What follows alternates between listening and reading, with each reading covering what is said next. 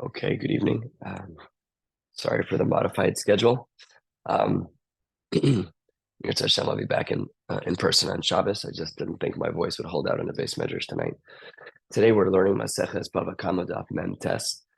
As you can see, it's not a small block, and we'll be going down about a third of the way on Nun Amid Aleph, and we'll of course have our work cut out for us on Shabbos with Daf Nun being a Zaftig Daf. Quite a bit of material, and Nun Aleph is also not small. So we're getting into the meat of the complex parts of Bava Kama, and thankfully we're already seeing some repeating themes. So hopefully it should be easy for us to navigate. Let's jump in and continue.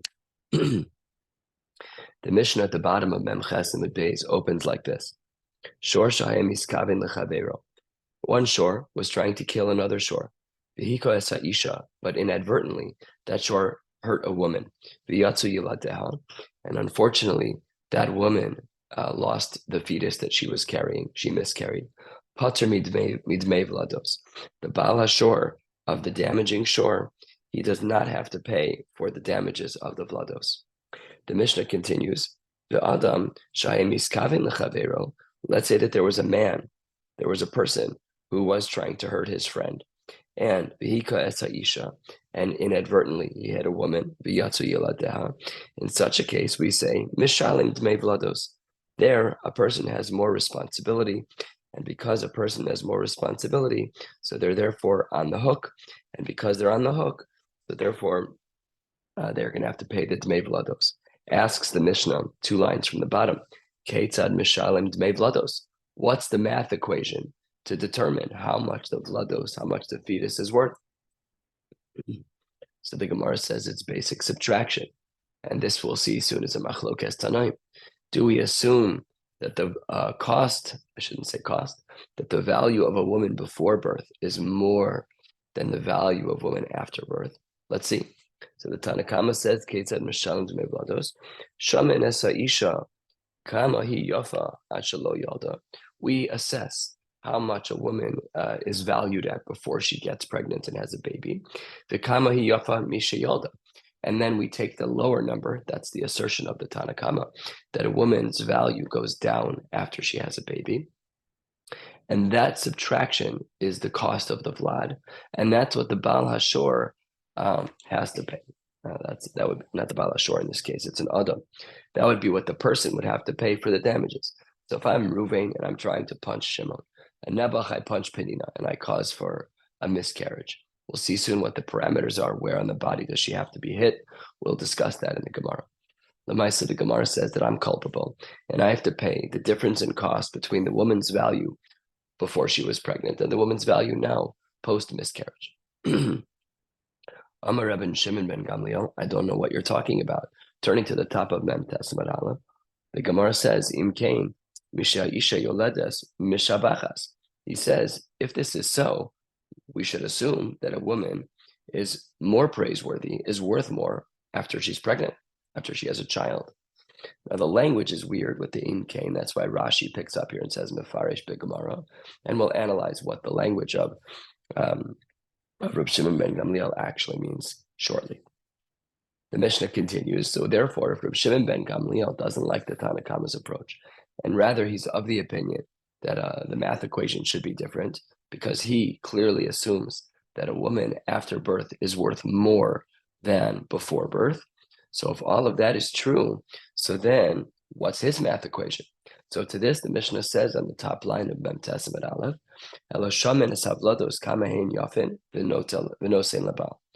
you measure the vlados, you measure the fetus. Again, the Gemara, the Mishnah doesn't say what that calculation is, but nevertheless, that's considered the equation. And if Ruvain was trying to punch Shimon and he punched Penina and she miscarried, Ruvain would be on the hook for the cost of the fetus itself. V'im ein labal. Let's say this seemingly is going according to both the Tanakama and Reb Shimon ben Gamliel, that if the woman doesn't have a husband, no sein liyorshav.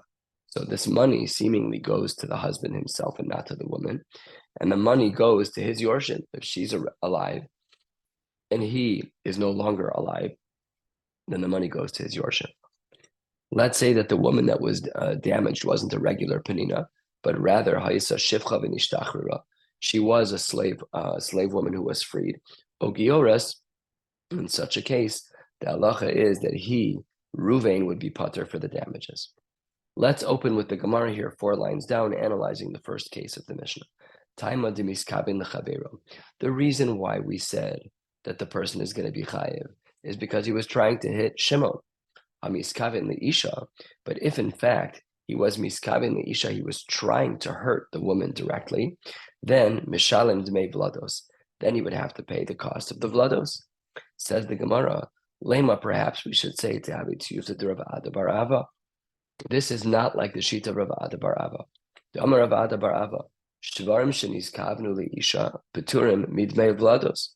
That if we have an animal that was trying to hurt another animal, then we said he's pater. But had the animal intended to hurt penina, then l'chora the din would have been different. That you would have been chayav. What does Rav Ada bar Ava say? Petur midmei vlados. That really you're pater in such a case from dmei vlados. So is our Mishnah in line with Rav Ada bar Ava? Yes or no? So the Gemara says 8-9 lines down. Amar lach Rav Ada bar Ava. No. Not a concern at all. If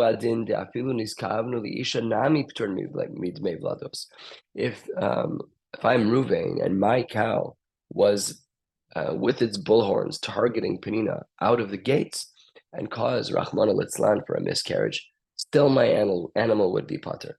If that's true, then why does our Mishnah leave room for an incorrect diuk? Our Mishnah said, Shor Shahaya Miskavein Lechavero, which implies that if the animal was miskavin for the woman, that the rule would be different. Why would you leave me that room for inference if it's not true?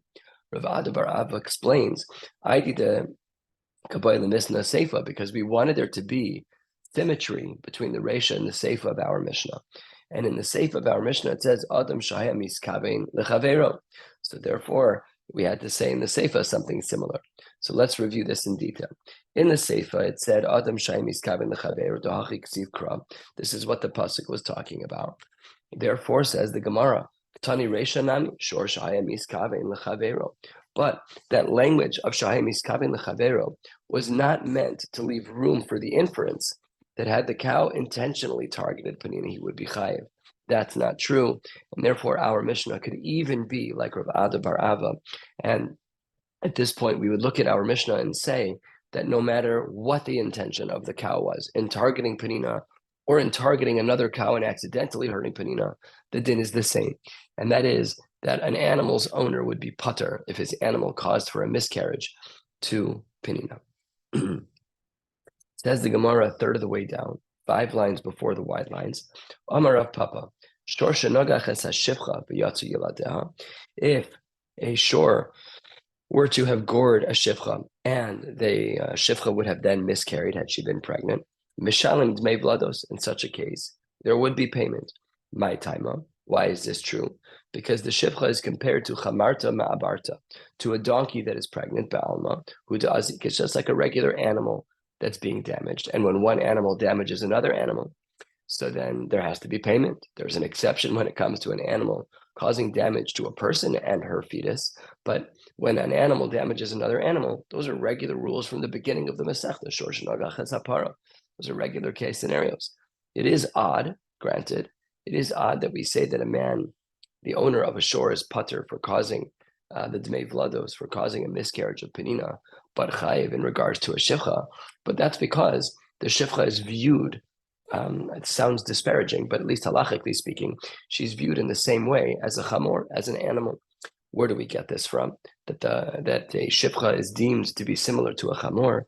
Last of the short lines, first of the long lines, to Amar Kra, Shvulachem poim achamor. We know from the famous story of the Akedah, Am hadome lechamor.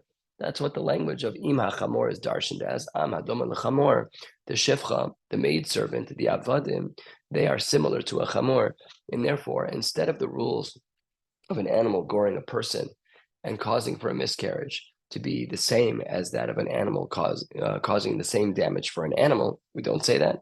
Rather, an animal that's Shor Shanagach Esapara V'Yatziv Yiladeha, and the same is true for a Shifcha, then there's payment.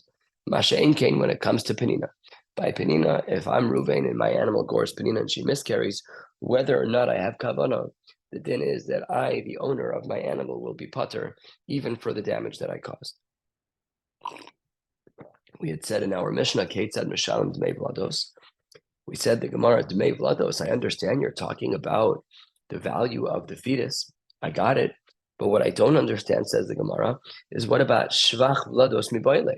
There also should be the woman's improvement because of her Vlados.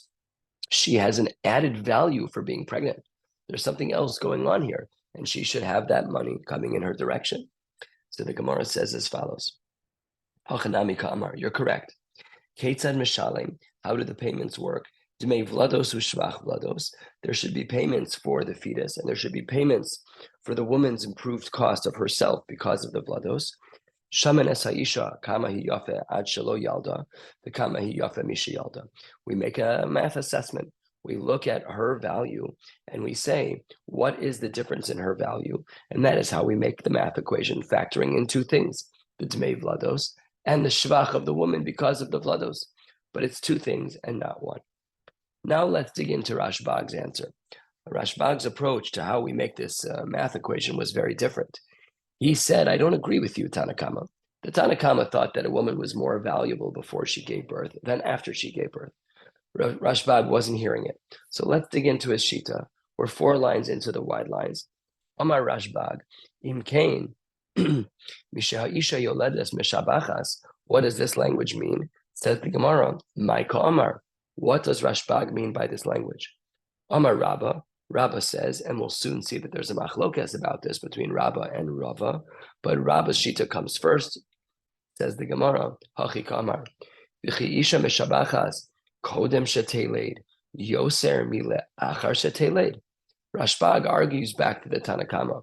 Are you saying that a woman is more meshubach, she's more valuable, as it were, prior to having a baby than after? V'halo Isha Mishabachas le'achar sheteled, Yoser mikodem sheteled. A woman's value after she has a baby is greater than before she has a baby. She's brought more into the world, whatever the svara is. Rashbag seems to make a little bit more sense. So the Gemara says, Ella, rather, what then does Rashbag say should be our math equation? Shaman es havlados, vinosnin labal. So here the Gemara is very clear about Rashbag's concern. He doesn't like the way the Tanakama did the math. The Tanakama had assumed that a woman was more valuable before pregnancy than after.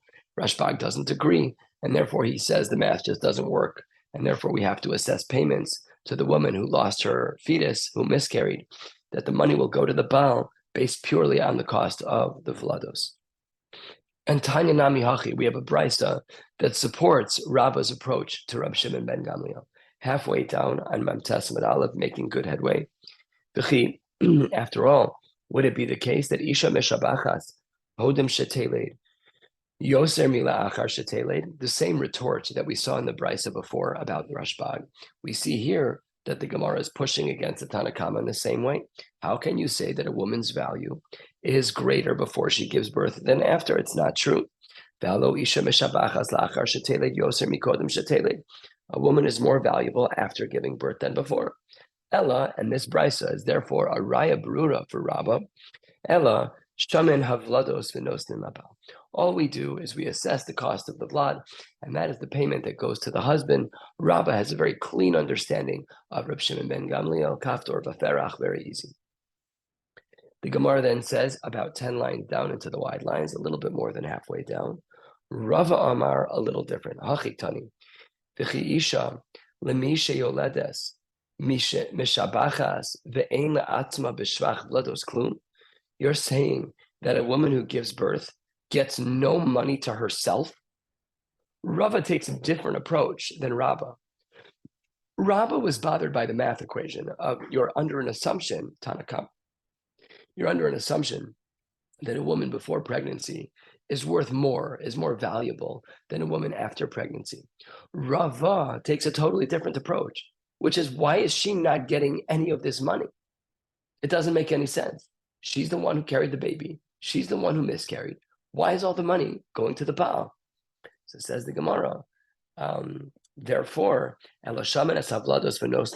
yes, you're correct. The vlados do go to the husband, but unlike Rabba's approach to Rashbag, here the shvach vlados chokin, that when it comes to her now added value, he agrees as well to Rabbah that the value of the woman is greater after children. Whatever that new value is then divided in half.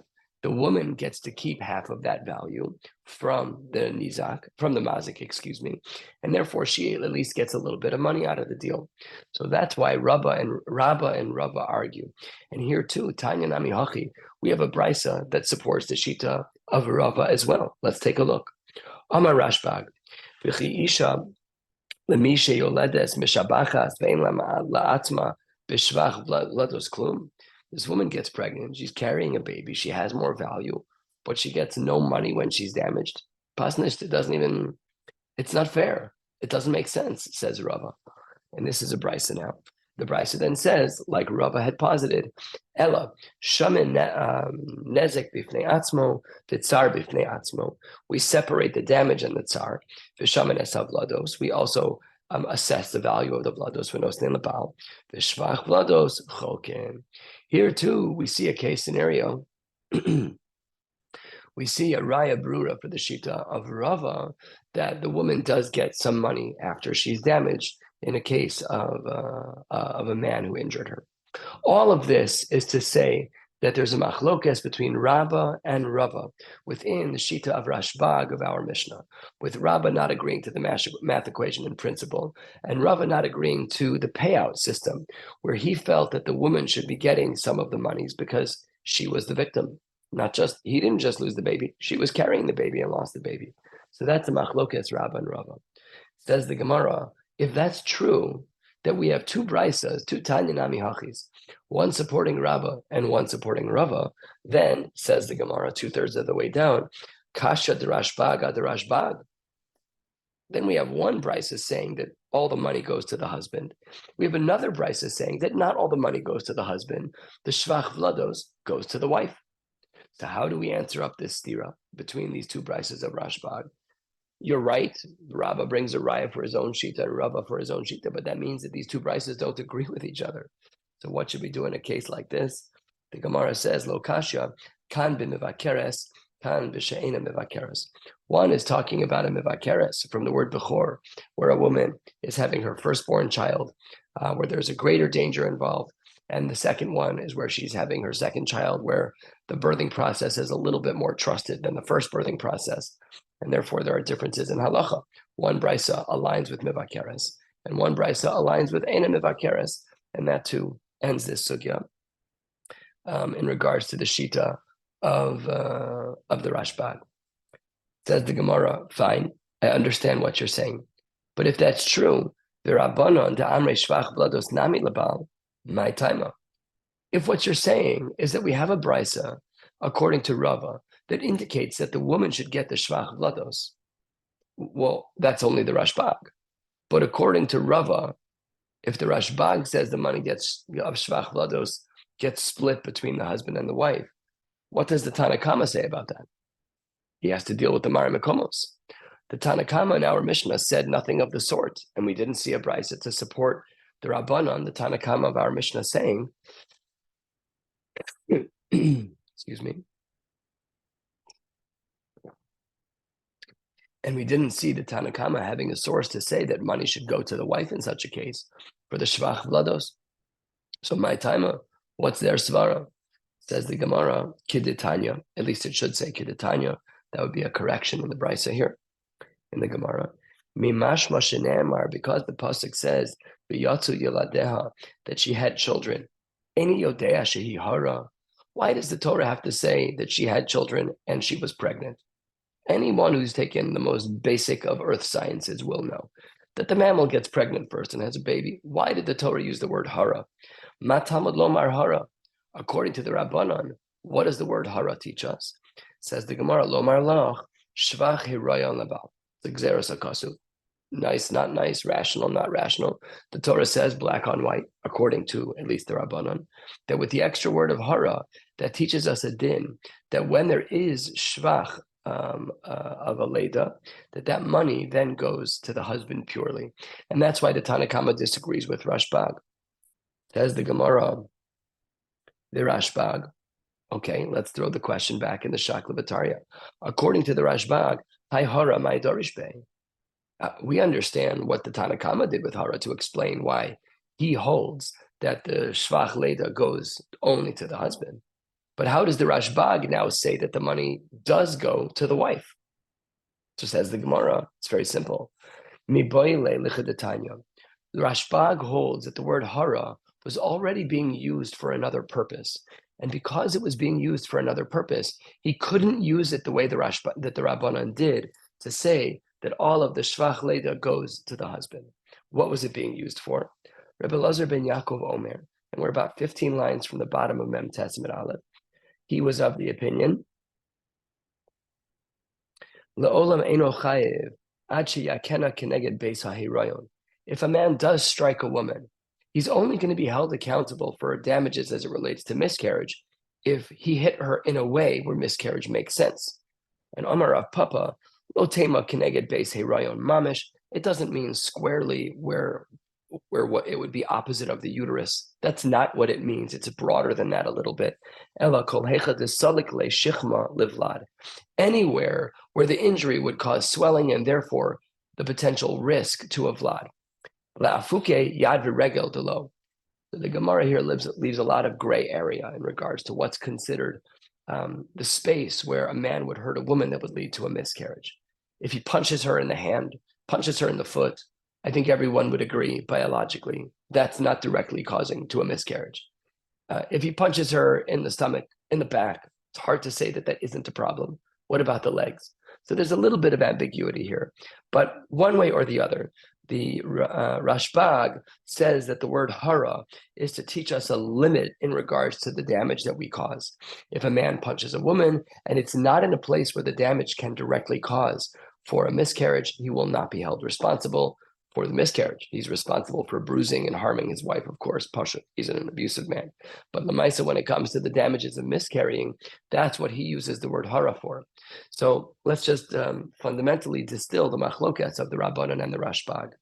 The reason why we have a machlokas, at least within the camp of Rava, between the Rashbag and the Rabbanan, about whether or not the woman would get any shvach if she were to have been damaged, is because of the word hara in the pasuk. According to the Rabbanan, the word hara teaches that she gets nothing, that all the money goes to her husband. According to the Rashbag, he might have agreed with that, but the word hara was already used for another drasha. It was used to teach us about the location of the damage that a man caused that then subsequently led to the woman's miscarriage. And therefore, it's perfectly feasible and reasonable, like Rava said, that the Rashbag could hold that a woman would get some of the payments from the masik. That brings us to the two dots about 10 lines or so from the bottom. We had said that if the woman in our Mishnah was damaged in the following way, that if a man damaged a shifcha shenishtachrara or a giores, that there would be a halachic p'tur. Let's open with the Gemara, the two dots here. Omar Rabba, lo shanu ela shechoval ba b'chayi hager umeis hager. That's only true when she was damaged in the life of her ger husband, and then her husband died. To kaven de choval ba b'chayi hager, that since the damage happened when the husband was alive, zacha behu ger. At that point, the husband was the one who was a ger, who was able to bring in the money. The kevan de meis hager, zacha behu min hager. And since the husband, this ger, died, now the money then falls to the person who did the damage. Why is this? Because when a ger dies, he has no yorship, and the money doesn't go to the woman. So therefore, he who caused the damage ends up being putter from paying. A little bit of a loop of thinking, but that's what the Gemara says, is that because there are no yorshim, therefore, if the damage is caused in the lifetime of the husband who's a ger and he dies because he has no yorshim, the mazik no longer has a chiyuv to pay. The money is technically speaking hefker, and because it's currently in my bank account, if I'm the mazik, it's mine, and I don't have to pay you anymore. That's what the Gemara says. Aval, chaval ba, 8 lines from the bottom. Chaval ba le'achar mitzas hager. Let's say she was pregnant. Her ger of a husband died. Zachya la ihi begavayu. She does earn the money. Umechayev l'shlume la ladida. And the mazik has to pay the woman directly. Amar Rav Chizda, he says, I don't understand. Mare, dichi, my master, is this pure? As we've seen this word before in other Maseches, dachia means tahor in Aramaic. Is this a pure psak? Is this correct that she gets the money? Rav Chizda's pushback is as follows. Atu vlados tzirarin inhu v'zachia bahu. Is the monies for a vlad this kind of thing that you kick around? If it's not the husband, then the wife. If it's not the wife, then he keeps it. Should not be like that. Ela isei labal zachale rachmana. If there's a husband, okay, fine. That's what the Torah said, that the husband gets the money. That's the drush of Hara.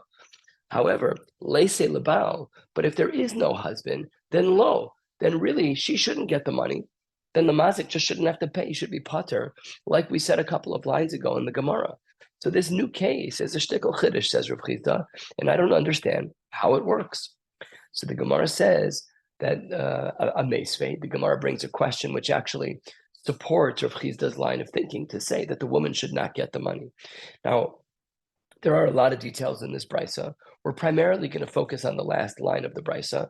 There's going to be a few points today when we do that because no one's going to make the 9:30 Mariv, myself included, because there's just a lot here. So let's read this brisa, and we're just going to really focus in on the last line of the brisa to understand Rav Chizda's point. Meisvei, a man hurts a woman and she miscarries. No say nezek v'tzar leisha. The woman gets damages and pain. V'dmei vlados labal, and the cost of the fetus goes to the husband. Ein habal.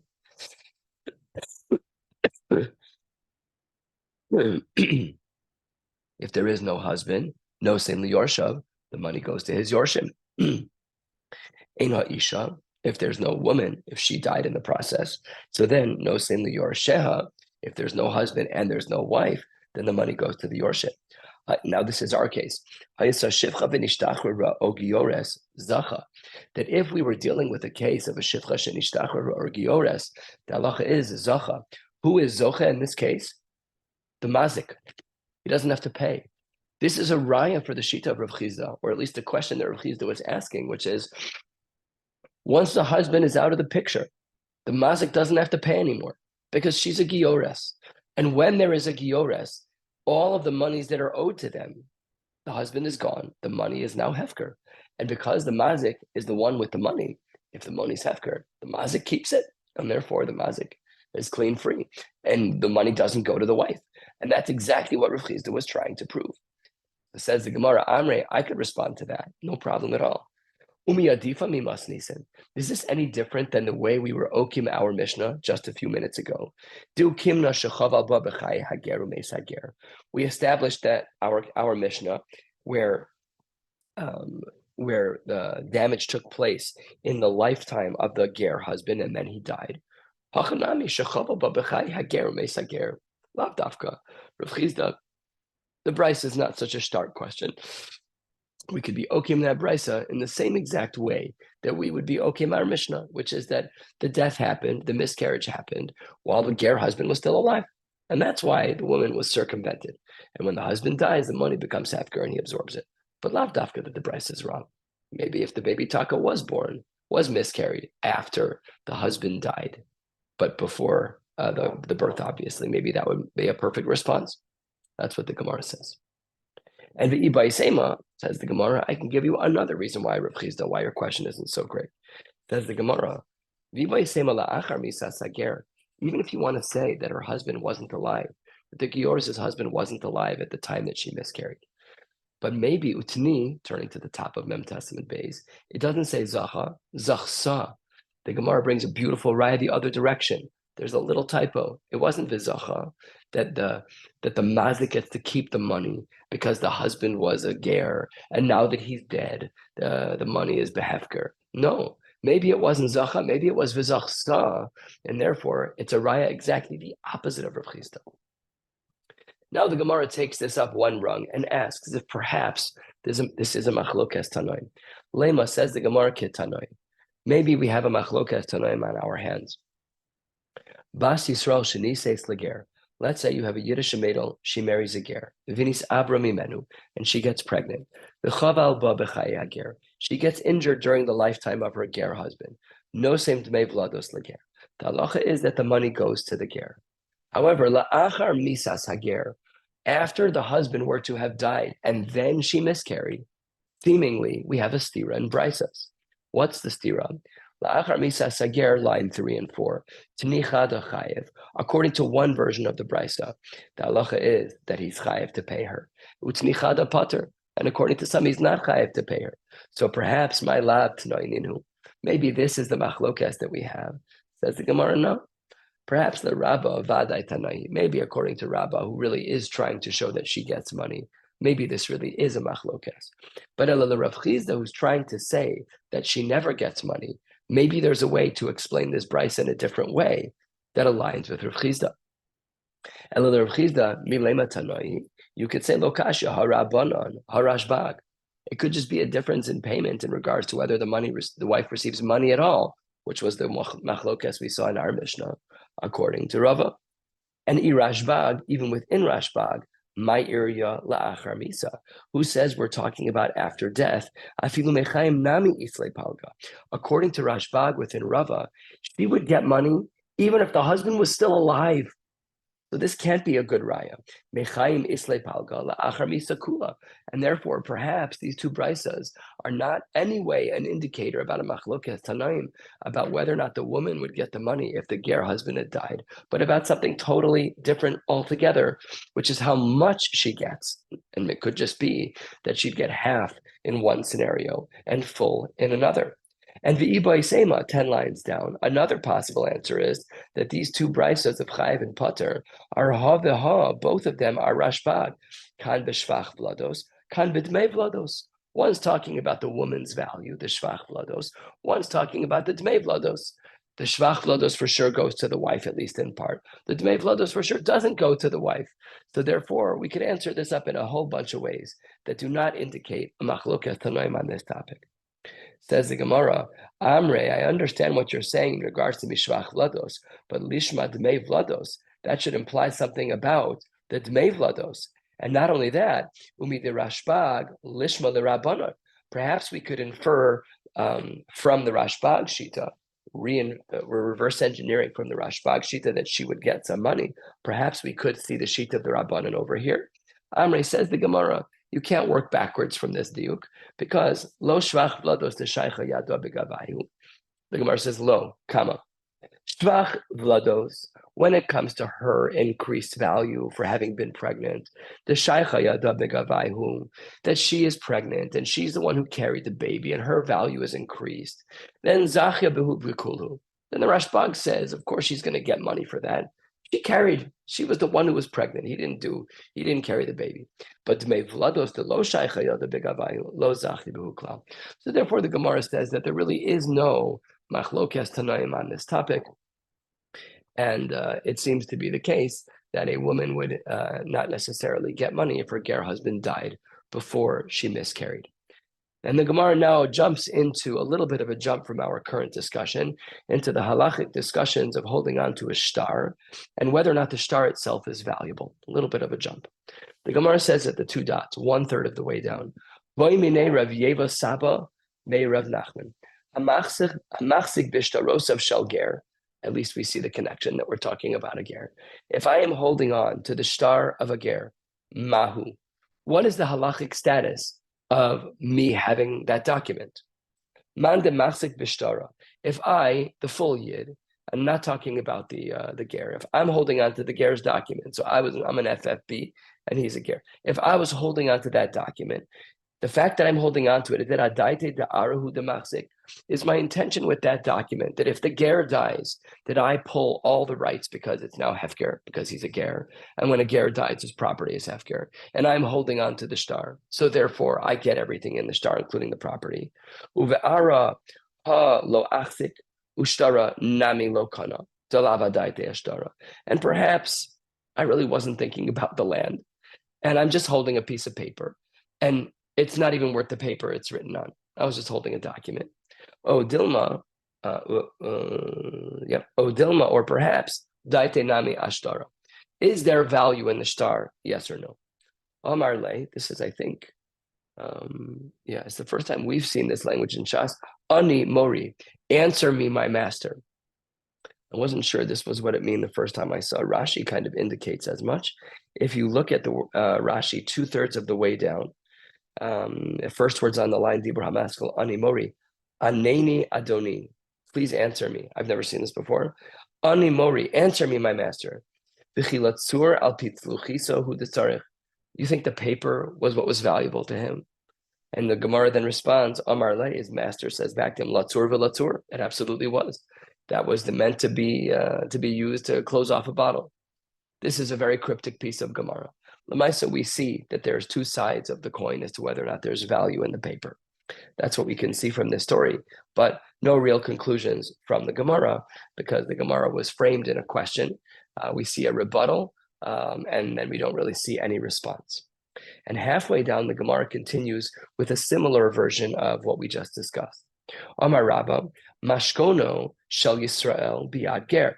Let's say that I am from birth, and I have a collateral in the property of a ger.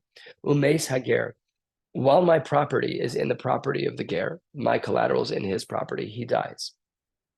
So says the Gemara, Uba Yisrael acher v'hechzik bo, and I'm Reuven, you're Shimon, and the ger died.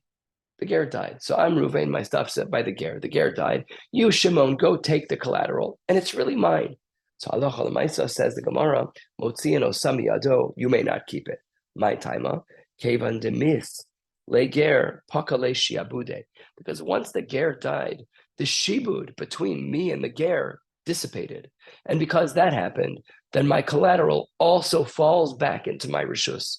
So you, Shimon, even though normally the property of a ger is hefker, but this piece of property, which is my collateral, is not hefker, because once he died, the ger, my transaction with him died with him, and therefore this is not hefker, but it's actually my property. A little bit different, another ituration. Mashkono shel ger b'yad Yisrael. Let's say that the collateral of a ger was in my property, umeis hager. So again, I'm Reuven, there's John the Baptist, he was a ger, he became a yid, but I have a collateral, he owes me money. So I have a $1,000, record album that's really his. I'm holding it till he pays me back, but he dies. Okay, Uba Yisrael Acher. Then Shimon comes into my property, the Hechzik Bo, and he takes the $1,000 record album. Zeh kana kenegdo ma'osav, v'zeh kana es hasha'ar. Fascinating. The Gemara splits it. The Gemara says, whatever John the Baptist owed me, I keep. Let's say of the $1,000, I was holding a collateral that was larger than what he owed me. And he only owed me $600. So I get $600 of the album. And Shimon, who came into my property and took what he thought was the property of a ger, which is now hefker, he gets to keep $400. That's absolutely mutter. And we split the payments based on what the chiyuv was from the ger to me. The amai, why does this happen? Says the Gemara, it shouldn't work that way. What's the problem? The problem is a halachic one, and that is that if it's in my property, if I have the record of John the Baptist in my property and John dies, and if all of the property of Gerim are hefker when they die, well, why don't I acquire it instantly when it's in my property? Tikni lechatzero. It's in my house. My chaser should instantly be kona, that record album, and I should keep all $1,000 of value of the record. How can Shimon come in? It's mine. My chaser should be kona, that record album, the second the ger dies. How can you come into my property and take something? Do I need a separate transaction to be kona, the collateral, the mashkon of a ger, when the ger dies? After all,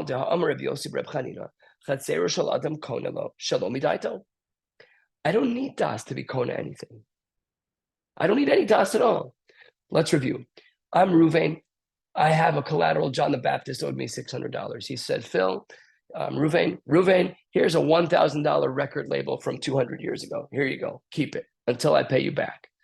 So he only owes me $600. The label's worth $1,000. And then Shimon takes it and says, I'm keeping it. The halacha says, nope, divide and conquer. Reuven was really only owed $600, the remaining 4. Why does the 400 go to Shimon? It's my property. My property should be Kona Shalomi Daito. I don't need to do a transaction. It's in my house. So the Gemara says, Amre Hacha b'mayaskinan. What are we dealing with over here? Dilese, where I, Ruvain, was not in my house when that happened. This is a chiddush dekadin, that the only time we have a kinyan chatzer, shalomi daito, is seemingly when the Bala Bayis is in the house. A little bit of a quirky scenario, but that's what the Gemara says. Kol hecha de isa lididei. As long as I'm in my own house, Ruvain, as long as I'm there when the ger dies, then therefore, boy makni matzi makni. If I wanted to go over and be makna with whatever kinyan is required to pick up the album, I could. Then kanya leinami chatzero. Then even if I don't do anything, the chatzer will be kona, the record album for me. However, said the Gemara, kolecha delese lididei. If I'm not in my house when John the Baptist dies, the ger, then because the iboihu lemikne lo matzi mikne lo matzi kani, since in the moment that I'm not in my house, I'm not able to generate that transaction of the kinyan, so then chatzero nami lo kani. A wild idea that kinyan chatzer happens shalomi daito, but only if you're in the house. Huge chiddush. So the Gemara says, the hilchasa, says the Gemara, halacha l'maisa, how do we paskin? Just like this Gemara. Delese b'chatzero, the lo kana. Your kinyan chatzer does not work if you are not in your house. It doesn't have to be midaito, but you have to be in your house for the kinyan chatzer to work. Huge chiddush. Beautiful. That brings us to the next Mishnah, 15 lines or so from the bottom of the page, a little bit less. We'll be going about a third of the way down until the second of the wide lines. We're going to end in a bit of a cryptic spot, right in the middle of a machlokes amoraim about our Mishnah, but it'll be a good place to stop for tonight. I apologize, it's a little longer, just a lot of material. I dig a pit in my Rishus HaYachid, but it's big enough that there's an opening to the pit in Rishus HaRabim, or the reverse. O Birshus HaRabim, it's built in Rishus HaRabim, Upiskol Rishus HaYachid, and there's an opening in a Rishus HaYachid. Or Birshus HaYachid, Upiskol Rishus HaYachid Acher, or I'm digging a bore in my yard and it goes into your yard. In all of these cases, says the Mishnah, Chayev. Let's jump into the Gemara, a Brisa. Tanu Rabbanon, HaChofer bor Birshus HaYachid, Upiskol Rishus HaRabim, Chayev. And says the Gemara, this case of a bore that was dug, Birshus HaYachid, that extended into a Rishus HaRabim, says the Gemara in the Brisa, V'zehu bor ha'amor b'Torah diva Rabbi Shmuel. Here we're going to see a big machlokas Rabbi Shmuel, Rabbi Akiva. We actually saw this already, but we're going to review it now. Rabbi Shmuel was of the opinion that this is considered the bor, which is amor b'Torah. Rabbi Akiva Omer, no. Hifkir rishuso v'lo hifkir boro. If I had a private property bor, and I was mafkir my rishus, but I kept my bor, if that's what I did, zehu bor ha'amor b'Torah. So big machlokas tanoim between Rabbi Shmuel and Rabbi Akiva, and we have to get into the belly of the beast and understand what it is that they're arguing about. Let's start with Rabbah. Omar Rabbah, bebor birshus harabim. When we talk about a bor that's in a public space, kule alma lo pligi de mechayev. Everyone agrees that you're going to be chayev for a bor birshus harabim. Why is that? Because my taima, Omar Kra, because the pasuk says it has two phrases. Ki yiftach and v'chi yichre. It says it has a phrase of when you open the pit and when you dig the pit. Imala psicha chayev. If for the simple act of opening a pit you're going to be chayev, al kriya lo kol shekei. All the more so on the digging you're going to be held accountable, no doubt. Ella, what therefore does the pasuk mean? Shal iske psicha ve'al iske kriya ba'alo. That what we're talking about, this whole idea of bor, the bor ha'amor b'Torah, is talking about a case of psicha and a case of kriya. Therefore, bor b'shus harabim, everyone agrees you're chayev. Lo nechlaku ella, what is it that really we're talking about? And we now turn to the top of a nun amid aleph, b'bor b'shuso. We're only talking about a case of a bor that's in a private rishus. Rabbi Akiva savar, Rabbi Akiva's of the opinion that bor b'shuso nami chayev. Rabbi Akiva holds that a bor in private property is also chayev dichsiv, because the pasuk says Bal Habor, the bor de Islay Bailim, Kama Rachmana, a beautiful diuk, says Rabbi Akiva. It says it in the verse. It says Bal Habor, not Rishus Harabim. We're talking about a bor that has Bailim to it. That has to be the bor that the Torah is talking about, and that's why you're chayiv. Rabbi Shmuel, in contrast, Nun Amid Aleph, 3 lines down, Savar, Balatakala. No, we're just talking about any stumbling block, any bor, anywhere. Doesn't have to be owned privately. And he doesn't deal with the fact that the pasuk says balabor. Elamai zehu bor ha'amor b'Torah dekama Rabbi Akiva. So what then does Rabbi Akiva? How does Rabbi Shmuel explain that? That it seems to be that Rabbi Akiva has some good teeth to that. Says the Gemara, no, zehu bor shepasach ba'akasav tchila l'tashlumen. That's only talking about finances, but it's not talking about liabilities of another nature. We'll dig into this more tomorrow. And Rabbi Yosef has a different approach to this machlokes of Rabbi Shmuel and Rabbi Akiva. We're going to learn Rabbi Yosef's opinion, and then we're going to stop. Rabbi Yosef Amar, Bebor Birshus HaYachid, Kuli Alma Lo Pligid Mechayib. He says the opposite of Rabbah. He says everyone agrees that when you have a private property bor, everyone agrees you're going to be chayiv in that case. My time, because of the svara we saw before. Balabor Amar Rachmana, Bebor Di Islay Baila Moskina. Because the pasuk says that when do we see a bor that's chayiv? That's when there are bailim. Kipligi. When do we have the machlokas Rabbi Yishmael and Rabbi Akiva? That's only bebor birshus harabim. That's when there's a public bor. Rabbi Yishmael savar bor birshus harabim nami chayiv dichsiv ki yiftach v'chi yichre. He says that I know. Rabbi Yishmael says I know that in Rishus Harabim that there's going to be a chiyuv. Because the pasuk has a double language, the dual language of ki yiftach and chi yichre. What would it be coming to teach us? Imal psicha chayiv al kriya lo kol shekain. That's obvious. Ella, it must be shal iske psicha val iske kriya ba'alo. Any type of digging should be a problem, even b'rshus harabim. However, for Rabbi Akiva, he says no. You learn the psukim wrong, Rabbi Shmuel. When the pasuk says ki yichre and chi yiftach, you learned it the wrong way. And this is what Rabbi Akiva says. We're 12 lines down or so on Nun Amid Aleph. We're going to finish up this svara on the second of the wide lines and call it a day. The Gemara says, in the name of Rabbi Akiva, Anhu mitzrach tzrichi. These words in the psukim are needed, not for the way you learned it, Rabbi Shmuel, but we needed each of them to have a basic understanding of Chumash. How so? If the Torah would have only talked about opening a pit, I might have thought that if a pit could be easily opened, then easily covering it would be sufficient. But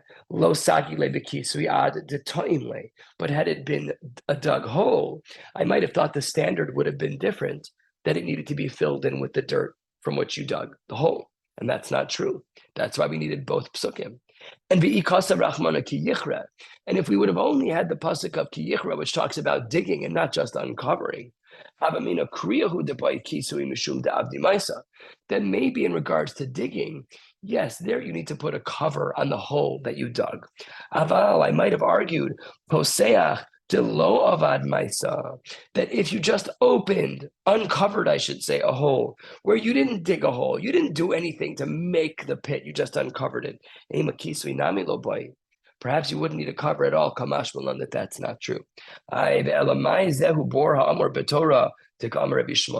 How then would we understand the concept of Zehu Abor Amar B'Torah according to Rabbi Shmuel? To this, the Gemara responds, Zehu Bor Shepasach Bo Akasuv Tchila Lini Zakin.